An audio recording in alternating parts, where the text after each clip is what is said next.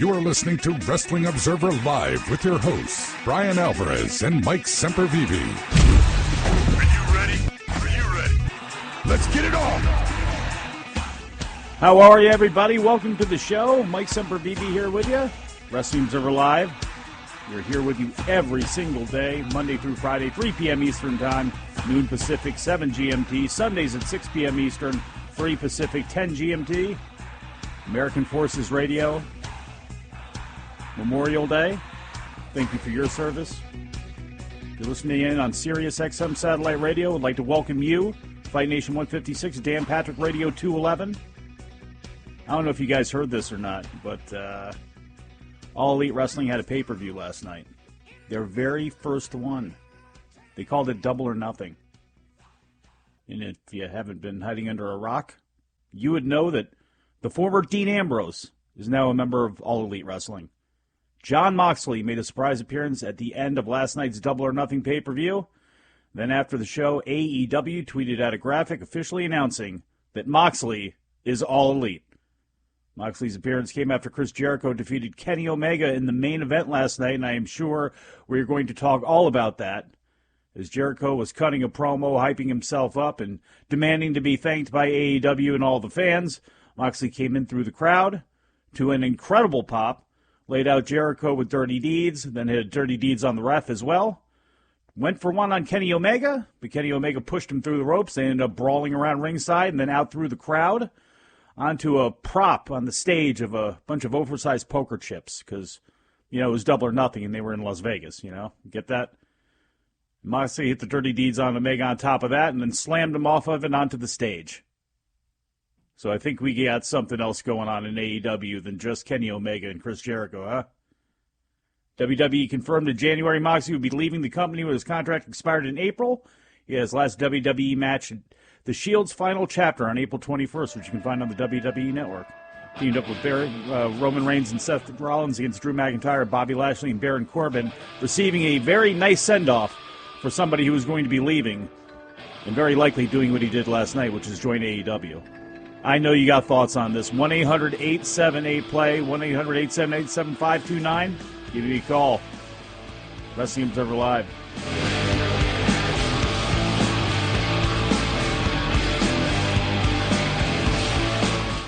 Every guy knows the tree stands taller when the shrubs are trimmed. Manscaped invented skin-safe technology that won't nick or snag Mars or Uranus, which hurts like the dickens when Jupiter ascends. You are listening to Wrestling Observer Live with Brian Alvarez and Mike Sempervive on the Sports Byline Broadcasting Network. The theme to World-Class Championship Wrestling playing us back in. Wrestling Observer Live, Mike Sempervive here with you. Brian Alvarez, of course, not here with you. He is still out in Las Vegas. As many people who watched the pay-per-view saw, he and Vinny lined up front row. Vinny rocking a Brian and Vinny and Craig and Granny shirt, which is available surely at a shop over at f4wonline.com. But that pay-per-view last night, was it world-class? What did you think? 1-800-878-PLAY, 1-800-878-7529. Get a hold of us on Twitter at any time, of course, at Sempervive, at Sports Byline USA, and at WONF4W. Let me tell you something. I watched the pre-show, and then I had a bunch of stuff I needed to do, and I was not able to get back until the main show, until this morning. I was able to stay relatively unspoiled on what was going to happen, which was good.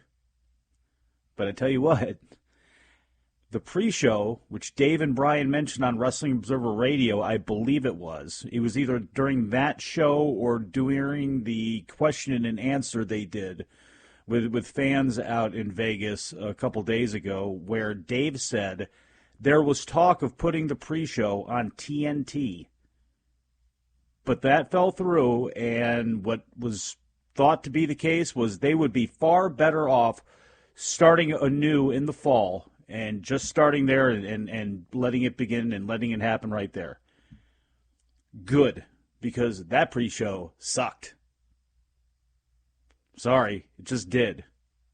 Between the nervousness of of the announcers, the shakiness of the production, the mess that was that Battle Royal, the very talented, yet I would believe relatively underwhelming as well in some ways, Kip Sabian, and I know this is going to be insulting to Sabian and Guevara. I don't mean that in a horribly negative way, even though it sounds that way. I just think with everything that went all the way around, if you would have picked up that pre-show and dropped it on TNT right before the playoff game kicked on last night, I don't know if that would have been the best idea. I thought it sucked. So I was a little trepidatious going into the pay-per-view. And it was like a switch flipped. It really was. And I'm not going to sit here, you know I'm old. I'm not going to sit here and tell you that everything that was on that pay-per-view is something that I wholly endorse. But from top to bottom, it was a pretty damn good show. And it was exciting, and they offered a lot of things that WWE doesn't. Now, was it perfect again? No, it was not. Are a lot of people riding a high because it wasn't WWE and, like, the whole thing wasn't a disaster, so as long as that was going to happen, they were just, woo-hoo, they were going to be all happy? Yeah. Is that going to be able to be consistent week after week after week on TNT? I don't know. We'll have to see. It's not going to be as easy. The shine, the newness wears off, and the buzz goes away. And it's just about the work and the humping. And are they going to be able to do that? We'll see. But they got a nice little core to start with. There's a lot we could talk about. A lot we could talk about. And we might as well start doing it right now with Josiah in New Brunswick. Josiah, how are you? Hey, Mike. How you doing? Not too bad, my man. Are you all in or all out? Which, by the way, is the name of the next pay-per-view, but I'll get to that in a minute, too. Yes, sir. I am all in after that show. I watched it live last night, and I actually got to recap it for Daily DDT, which was nice too. But it was a very fun show, I thought. You mentioned the pre-show being a little lackluster. I enjoyed the pre-show, but I did notice there were some production snafus. Until Jim Ross got there, the commentators seemed very nervous. But once JR was there, everyone really kind of settled into their role, and I felt the commentary was excellent on the main show from everyone. And the production definitely improved. Whatever was going on in the pre-show, they seemed to have fixed a lot of it by the pay-per-view. I thought the Battle Royal was fine. The finish was great with Hangman Page. And I did enjoy Kip Sabian and Sammy Guevara, but it was you can tell the audience didn't really know who they were. And the rest of the show, let me ask you a question. And sure. I'm not trying to be a prick at all in this. I put on your friend that you could kind of get to watch some wrestling sometimes if you can just like drag him over to the TV, like your average like sports fan friend. Do you think that those two would have been the match you put on there, or would you have put a bigger and or like a tag match on there? Basically, take the same philosophy that you had starting the pay-per-view, either putting a match like that on there or two bigger names. Do you think that would have paid off a little better? I think so. I think maybe even having like the tag match with the Best Friends and Evans and Helico start that would have been great. On the pre-show instead. Because that match, it involved people who were a little bit more familiar, and that match was really good.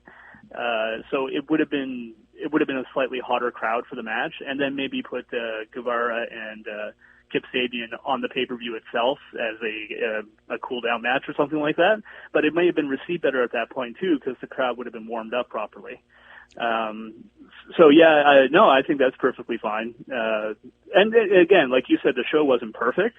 But I had a lot of fun watching that show, and I think the Dustin Rhodes and Cody match was a masterpiece of storytelling. I adored that match. I think it was my favorite match on the card, and I found everything else, like every match was different. I love that they let the Japanese women work a Japanese-style match that got over to the audience. A very Japanese-style tag match. Overall, I just felt like the whole show was a lot of fun, and they built a lot of goodwill with it. And that's kind of my general feeling on it. Well, Josiah, I want to thank you very much for the call. Yeah, that seems to be the impression I'm getting from a lot of people is it's certainly one good step to build on. And there is a lot to get into in it, including, I hear what you're saying about Jim Ross going in there, too, and providing some calm. That's exactly what he needs to do. Now, I thought maybe he'd be able to do that more behind the scenes. He didn't need to be on the commentary team after listening to Alex Marvez, who I like very much. But Alex did pay-per-view or did play-by-play last night like he does his show on Sirius XM on the NFL Network, the Great 88. He's fantastic, and he is. You could see where he's really good at dropping in details and keeping it moving. I don't know if he's going to be a great traditional pay-per-view or pay-per-view. I keep saying that play-by-play guy. I think Excalibur needs to be that guy, and I think Marvez and Jim Ross bouncing back off each other, kind of providing different aspects of color and stats. You know, Marvez more of a Tenay type. In a way, maybe the direction I'd like to go with that, but. Hear what you have to say as well. 1-800-878-PLAY. Usually a traditional starter to this program. Coming in second, Ryan in Cumberland, Maryland. How are you? Good. Fortunately, I missed the pay-per-view because I was at another pay-per-view called Angel Gate, which was an all-women's pay-per-view. So I'm a little bit behind on this elite wrestling. Did the 10 networks air that one? Never mind. Go ahead. Well, Brian always talks about being the elite pays off the storylines on these major shows, and he never answers me on Twitter this question, so I want to know what the key storylines on this YouTube show that get paid off on the pay-per-view. And also, when does WWE ever punish someone just because one of their family members made an appearance with that federation? Because I heard Dave Meltzer's commentary that he hopes that, Natalya doesn't get punished or Renee Young doesn't get punished just for what Bret Hart and Dean Ambrose did by showing up on the pay-per-view last night. Well, Ryan, they are a very spiteful company, and they've been known to do things to spite people, even though maybe that person didn't have anything to do with it. A family member did, or a tag team partner did, or some sort of tie-in to them, and they found an easy way to take it out on somebody. You know what I mean? And there's probably concern over that. Now, I don't think in this day and age they should be too concerned, because I think anything that they decide to take out on either Renee Young for Moxley showing up last night, or anything with Natalya for what Bret Hart said or did at any point over the weekend, either at StarCast or on the show last night and having an appearance there, I don't know exactly what they could do to them or anybody else on that roster, because all anybody has to do is bite your tongue, don't say anything to the media, go along to get along, and when it comes time for your contract to get close, just don't resign.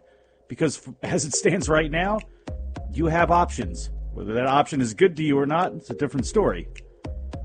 Was that option good for you, everybody? Let me know on Twitter, @Sempervive. Give me a call, 1-800-878-PLAY. This is Wrestling Observer Live.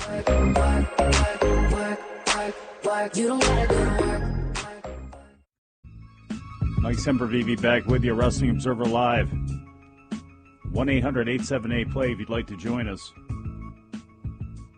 One thing during that pre-show that I forgot to mention that I really hated, Ryan jogged my memory about it because he brought up being the elite. The show I don't really mess with. I don't find it to be, it's the stuff I've seen is they've done some funny things, some good sight gags and one-liners, haha. But the best wrestling television series, weekly television series, as many people voted it last year in the Observer Awards, nah. My type of comedy all the way through, no. How I'd want to book my wrestling promotion, no. What's up with the librarians? Don't know, don't care. I never want to see Peter Avalon and Leva Bates on my TV again. As part of the pre-show that I would not want to have presented to the general public, there it is right there. And it's not like there wasn't talent in the Battle Royal and everything. It was too much of a free-for-all. It was too much of an S show. Things being missed and just too many spots in a Battle Royal. It was way, way, way too much. And just to put a final nail in the pre-show, the Sadie Gibbs video was good because obviously, I don't know if you noticed this or not, they were very thankful to ITV4. Thanks to UK. Thanks, Ireland. Thanks for staying up. Thank you. Thank you, ITV. Thank you for airing us, ITV. We heard that a few times. So Sadie Gibbs, to hype her up on that show, good idea. I don't know if that video shows enough of her.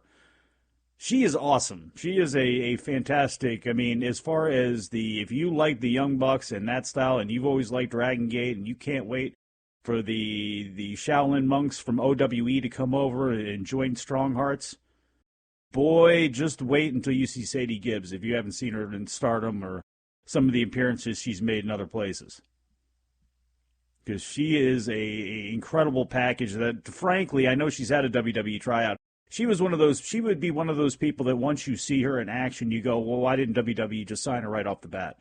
And it was her age, it was her inexperience, I think it was a level of immaturity, obviously, because she is so young, and she is so young in the business. But still, she's one of those people, it's like, if this was like a baseball team, and you saw her in the Dominican, and she was like 14, it's like you sign her to like a 10-year deal just because you can see that there can be a star for you.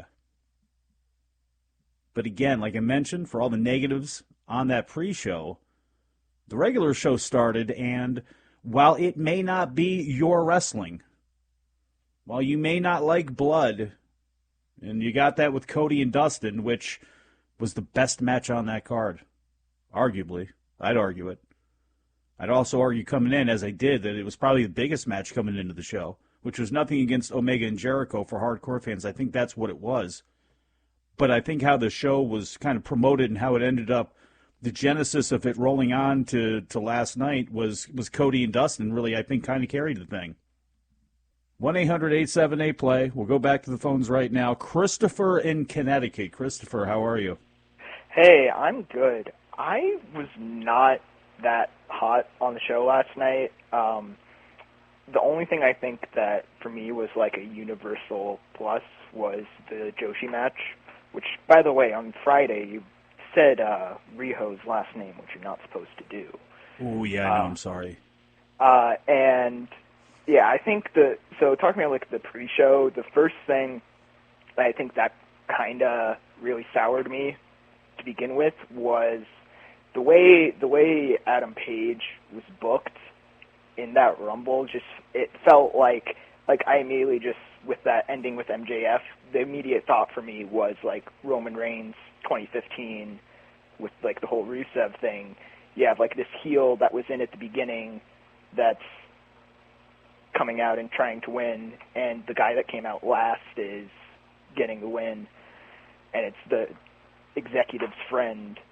But now, do you give them any points for trying to put the work in and have him be banged up from the Pac match? And I think that the feeling of him screwed over in his match. Yeah, but and then I wasn't big on the commentary, and the one thing I think the thing that really stuck out to me that I did not like at all, that I don't want to hear your thoughts on, was the Cody thing, his entrance with like the whole sledgehammer and doing some lame pyro on a like clay chair. That just came off of as like totally low rent and like just a lame like trying to gotcha thing. I like the crowd popped for it, but for me that was just a total like I don't know, that came off really poorly for me. Well, Christopher, thank you very much for the call. I know what you're saying, and the one thing is that crowd was popping for everything. The crowd was as great of a crowd as you could want for a show. I mean, all into everything, the stuff that they weren't sure about, they gave polite and rapt attention to. So, I mean, it just, everything from that aspect was great as far as the presentation goes, but yeah, I don't know. I know Cody and Brandy want to fancy themselves as the non-WWE Stephanie and Paul.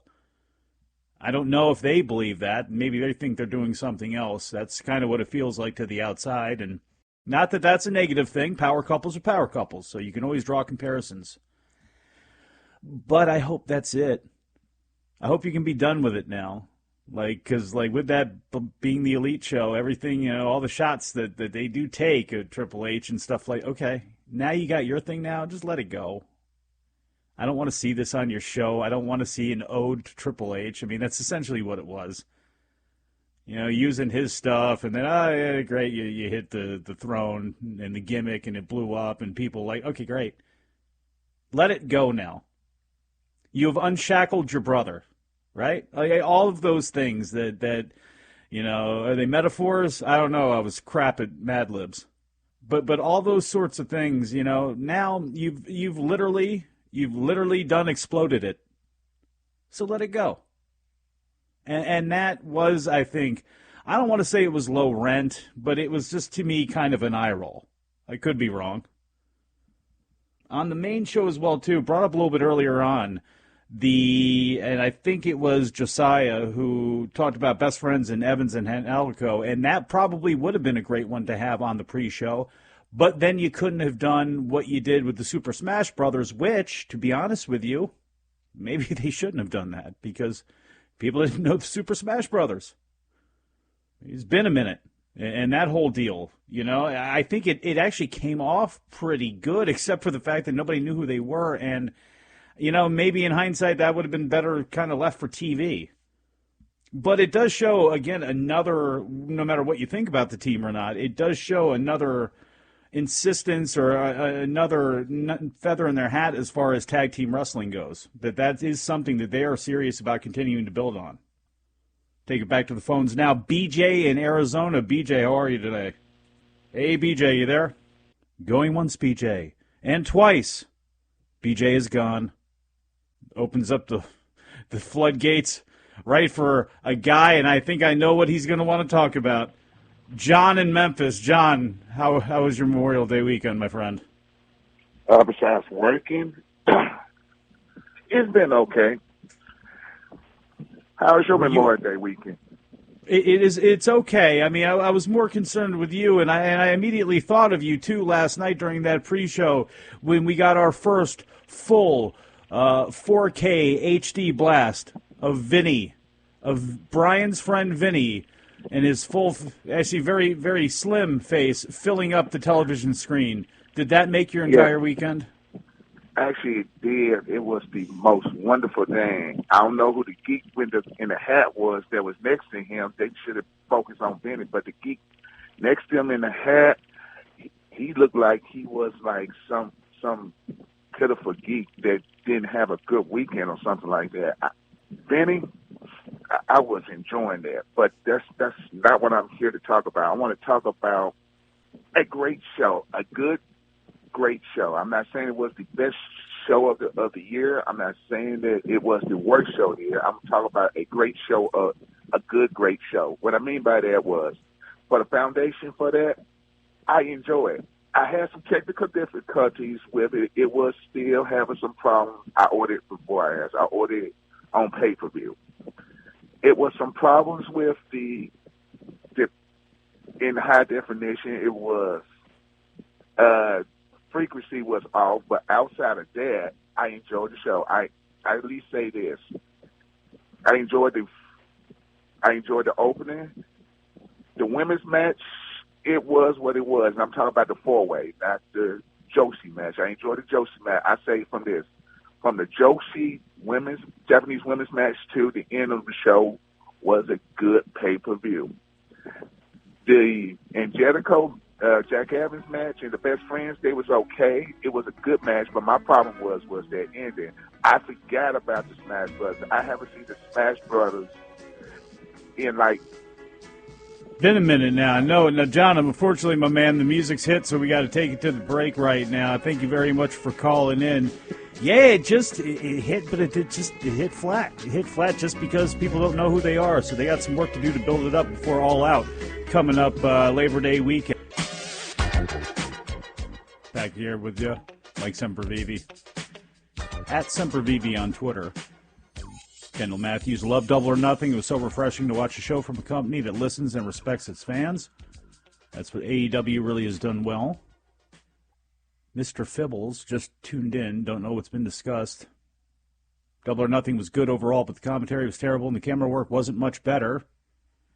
I disagree. I thought the camera work's actually pretty good a lot of the time. They really did a good job, kind of the way they had the crowd lit and some of the shots that they used, and I think it got better as the show went on, most certainly. And again, if you only watched the pre-show, you wouldn't have believed in the regular show at all, but it was much, much improved. Commentary is just going to have to look. It's like when I was talking about Caprice Coleman on the Best of the Super Juniors. I know a lot of people may have not liked him being there, but it was a chance for him to go and get some experience and work with Kevin Kelly, and you saw the evolution just through a couple days of how he reacted and when to jump in and when not to, and to slow down and to let things breathe and marinate. It wasn't perfect. It's going to be a work in progress. This ain't easy. Everybody thinks they can do it. It's not easy. Wrestling commentary is not easy. Most of the time, it's awful. That's why Jim Ross was so great for so long, because he stood out so well. Now is he the same as he was? No, he is not. Does he have a different purpose and service now? I believe that he does. And I think he knows that too. And it's going to be to try to help baby Alex Marvez along and to get Excalibur stepping up. Excalibur's been good. I don't know if last night was even the best representation of that or not. But he did a very good job, and he heard as the broadcast went on. I thought all of them got much better. Jim Ross is still going to be what Jim Ross is at times, and it's not going to be for everybody. And he's going to, incorrectly say things like kept saying I think he kept saying OEW and stuff like that. I mean, it's going to happen. But in general, I thought that was a whole lot to build on. Josiah, as far as technical issues people had, there were 0 issues on Fire's broadcast.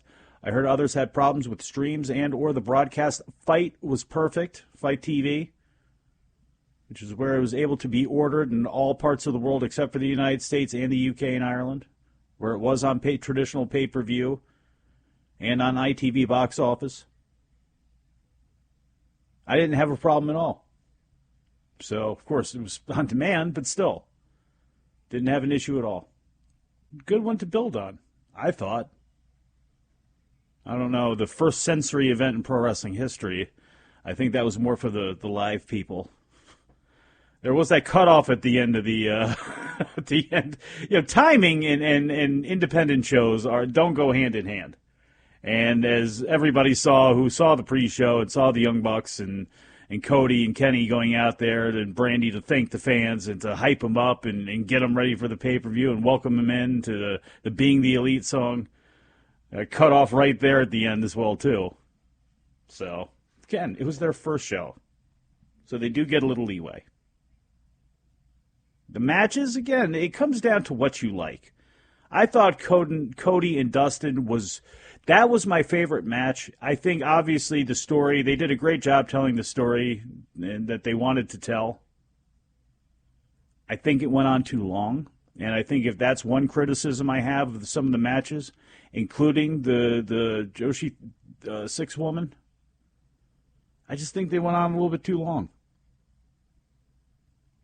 Same thing with Best Friends and Angelico and Jack Evans. But the fans, those are fans that want to see a lot of moves, packed with moves. I just think that you can still look, the damn things would have been packed with moves. You could have just shaved some time off. Finishers need to mean more. Everywhere, they need to mean more. Even in New Japan, I think things have really gotten, a little bit too far. One of the reasons has been because the evolution of guys like that being there. And I'm not trying to sound too old man-ish here, but I mean, again, some of it could have been shaved off, I thought. MJF, thing with the opener too, and I don't know if I necessarily get the comparison with Adam Page and Roman Reigns. I think it's that you're taking that's an extreme line to draw. That people are going to turn on Adam Page that much because of MJF. MJF's a heat machine. Even though people love him, he's going to make you boo him. He's got that right now. At some point, that's going to be undeniable, and at some point, he's going to go out there and he's going to insult everybody. People, yes, more. Almost in that Elias way. And that's going to happen because he's that good. If anybody remembers his appearance on this show, He doesn't shut it off. Always on. Great. He is so great. You saw it even with Bret Hart's face last night when he came out there to interrupt that whole deal with he and Adam Page, where he got sent packing by what looks to be the second part of that, the hardcore unit, the heart of AEW, outside of the Young Bucks and Cody and Page, MJF, Jungle Boy, Jimmy Havoc. Those are going to be their guys. But the problem with Page winning, I don't think has anything to do with people turning on him, because of MJF. It's because it was just really easy to predict. When they announced the 22nd person on Friday or Saturday, I believe it was, it didn't seem like that news really got out there. In fact, on the pay-per-view, initially they said it was 21 before they noted quietly that it was 22. And that 22 obviously was Orange Cassidy, who... Again, I don't know how many times you can come back with that gimmick, but as of now, it's forever, the way people react to it. But I think it was, as I mentioned on Friday, it was predictable. Like, it had been mentioned, and it made a lot of sense. There was a story that you could play into it because of him getting screwed out of his match on the show because of Pac. And Pac and he wrestling anyway, and then you have a storyline injury to him coming out of it that obviously you had to counterbalance him being a surprise and being able to walk into the Battle Royal fresh. When you're going to have MJF go so far, you needed to be able to try to tilt that story back in a direction where Page was still the good guy, and I think they did that. And I think MJF is so good as a bad guy that it was able to be pulled off. I don't know. 1-800-878-PLAY. Tim in Miami, I believe, is next up on the line. Tim, you there? Tim, are you there? I'm here, Mike. I just got patched in. How are you? Not too bad, my friend. What'd you think of the show last night? I agree with you 1,000,000% on the pre-show. Like, if I were on the fence about buying it, that would not have helped. But I'm glad I did buy it because I thought it was great. What I liked, and I haven't heard anyone mention this yet, was the pacing of the show. It was like when one match was over, 30 seconds later, they're on to the next thing. It was so refreshing. So I thought that was great. And the other thing, I thought it had just the right amount of edginess. The language was a little saltier than we're used to hearing, but it wasn't over the top. We had the bloodbath that we haven't seen in a while. And I also thought the shots they took at WWE struck a really nice tone because it wasn't like we're jealous of your success. It was, you're not the only ones who know how to do this. And I think that's how a lot of us fans feel. So overall, I thought it was great. Would you want to see any more of that, or do you think the ceremonial destruction of the throne was enough that they can now just drop it and keep it moving? Yeah, I think that was a nice... If that's as far as it goes, I think that was a perfect metaphor. And even JR was taking some shots on him on commentary. He was like, oh, here we're allowed to say the names of the referees.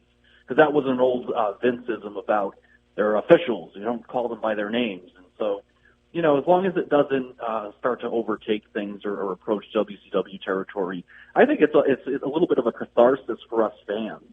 Because we want to tell Vince and the McMahons, what we think of them.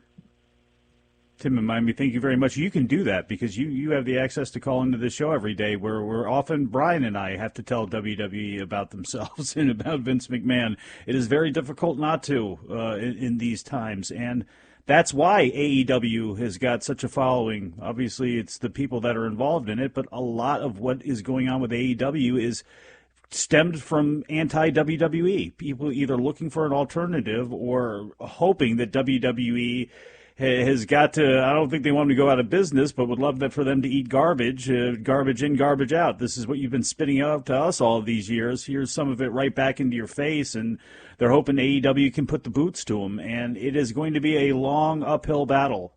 But it's a battle that they are well-suited to fight right now. They do have a TV deal with TNT. They do have a bunch of money behind them with the Khan family. Are they going to be able to rope in some sponsors, not only when they go out on tour, not only for themselves as a corporation, but so they can make some money off of that television with whatever ad buy that they have? I'm sure that national ads that are bought well in advance to be featured on TNT during prime time, I am sure that they are not going to get large chunks of that. So how are you going to be able to sell this thing to get some other people on there to advertise with you? What can you offer? What can you do? They're offering a lot of increased awareness when it comes to social issues. They're offering a lot when it comes to transgender. Nyla Rose being on that show last night. You saw the people that were singing the national anthem, the all-inclusive nature of the show. AEW is for everybody, all that sort of stuff. It's not just the universe. It's, everybody involved in our universe, whatever, taglines that they want to put on it.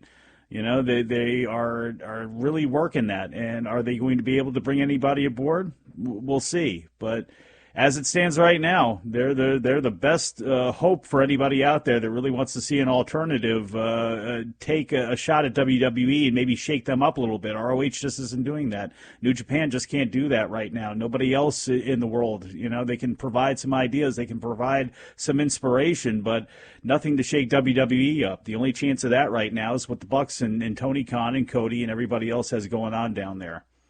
Probably going to be the last phone call of the day. Jim in Virginia. Jim, how are you? Hey, how you doing, Mike? Not too bad. About the Joshi match last night. Was Aja Kong in it? She was indeed, and she looked awesome. She was a turn back the clock last night. Oh, man. Who else was in the match? It was Emi Sakura, who's been around for a long time and runs the Gato Move promotion. Yuki Sakazaki, who is fabulous. She wrestles for Tokyo Joshi Pro, a DDT group, and they were on the losing side against Hikaru Shida, who AEW is very much banking on is going to be probably their big female star, or their big foreign female star. Mm-hmm. She wrestled in Ice Ribbon and Wave for a long time. Ryo Mizunami and Riho. Riho is one of the girls that started really young at like 9 years old, and that's why she's only 20. Yeah, she's only 21 years old, but she's got 12 years experience. It's crazy. Yeah, I heard she was going to wrestle a few matches, and that was her whole deal. I saw Charlotte Flair at the Charlotte race this evening. She was doing the pit walk with Michael Waltrip and looking good and everything. I just wondered if y'all seen that. No, I've been messing around doing this, so I hadn't seen anything of the Coca-Cola 600 in the lead into that tonight. And Jim, I want to thank you very much for the call. Take care, Mike. Absolutely, my friend. You too. Have a great weekend. Riho, if there's a move in this match, she goes from a crucifix and she spins down the body of Sakura and gets her with a roll-up. It was something else. That was a damn good match. Maybe went out for a little bit too long, but that was a lot of fun. Those women made a real impression on people last night for sure at AEW. Hope I made a good impression on you today. We'll be back to put a bow on this thing in a minute. Mike Sempervive, Wrestling Observer Live.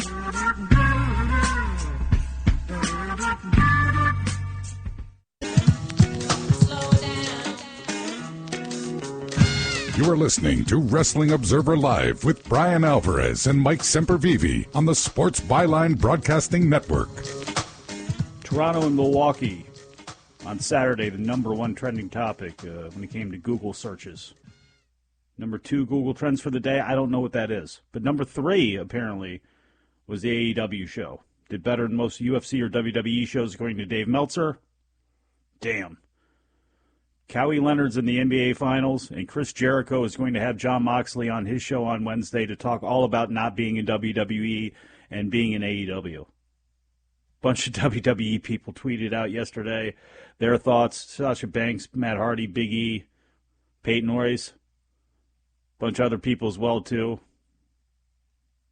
Either offering good wishes or saying whatever it is that they were saying about AEW. A lot of people wondering, is it going to have anybody going to have any effect on them? Hey, it's like when it comes to Natalya and Renee Young. What are you going to do to these people at this point? They're feeling empowered right now. A lot of people are. And if they're not happy, if they're fine financially, if they're just are not about your life but want to stay involved in wrestling, boy, there's a bunch of people with big shiny eyes on AEW right now. We'll have to see what happens coming up. All Out, August 31st, Sears Center, Chicago. It's going to be the next pay-per-view. That's going to be a big one because that's going to lead into the fall season. We are not going to be here on Monday. We are taking the day off. So if you're listening to this on Monday, don't worry, we'll be back on Tuesday because we're here every single day for you. For all the information on the show, either head up to sportsbyline.com or wrestlingobserver.com. My name is Mike Sempervive. I want to thank producer Scott. I want to thank all of you for listening. I want to thank our armed forces for keeping us safe. Everybody, have a safe and happy Memorial Day weekend, and we will talk to you again after a while.